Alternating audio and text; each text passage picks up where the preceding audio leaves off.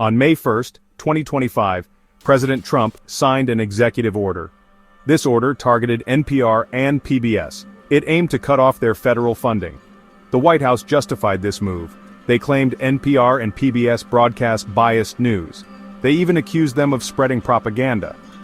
The Trump administration labeled the programming as radical and woke. They insisted this type of content has no place in public broadcasting. This action sparked immediate controversy. Many saw it as an attack on the First Amendment. Critics questioned the president's authority. They argued he was exceeding his power.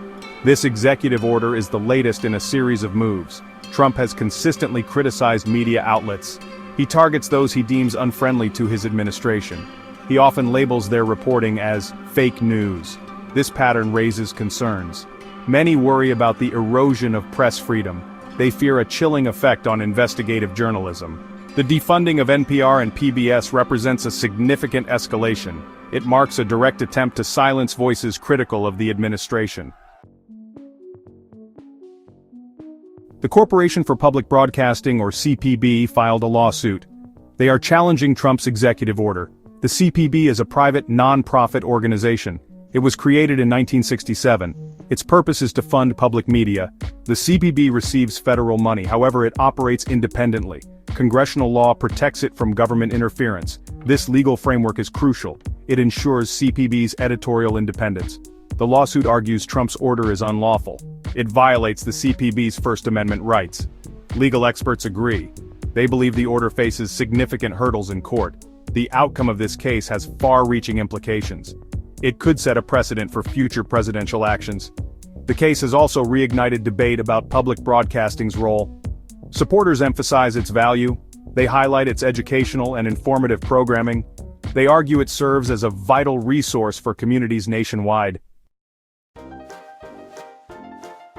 The CPB distributes $535 million annually.